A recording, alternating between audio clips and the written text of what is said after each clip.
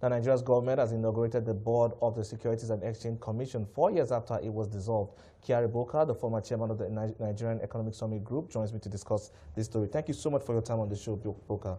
I'd like first to get a sense of what you make of this new development and, how much is a win for the capital markets.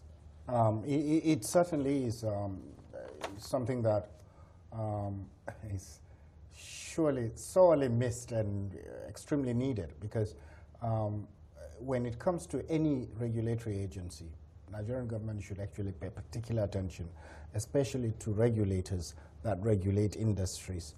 They need to be the #1 entity that should show proper governance and governance structure. So by inaugurating the board 2 or 3 days ago, I think we have now enforced that regulatory or the governance aspect of the regulator itself, that is the Securities and Exchange Commission. It's chaired by an experienced lawyer, Mr. Lijadu.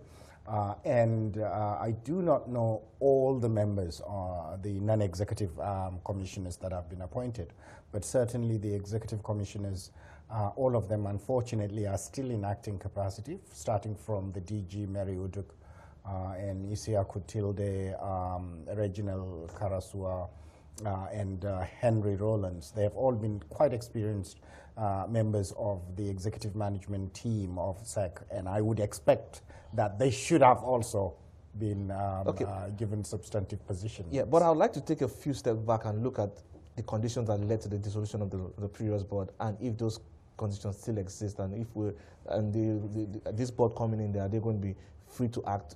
Are they going to act freely and not fear any type of intimidation or whatever from anybody? Sure. I think the conditions were a mixture of political as well as some other things that may have happened in the market. But certainly the board was dissolved before the incident of the Owando issue and all of that.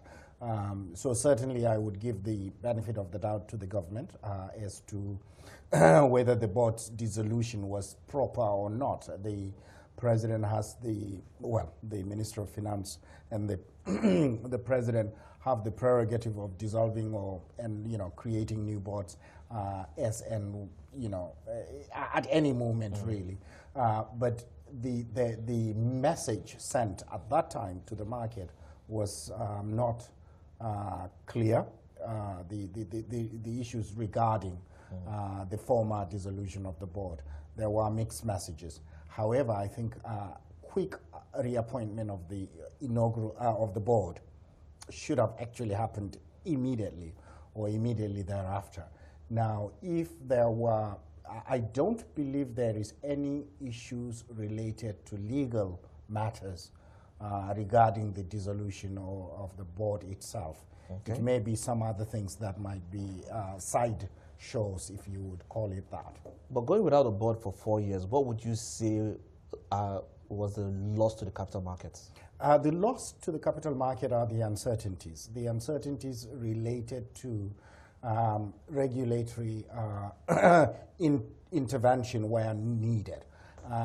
The acting commissioners were in a position to report to the Minister of Finance, which is, I think, what the SEC Act had, and where the Minister of Finance is nowhere to be seen, then it would naturally be the PAMSEC who is holding the fort as the minister.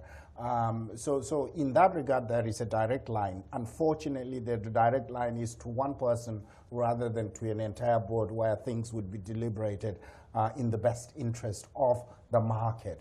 So when a gap of such type exists, the negative effects are felt not just by the players within the capital markets, but by the entire Nigerian economy, because one of the key things about our economy is that we need to attract foreign direct investments.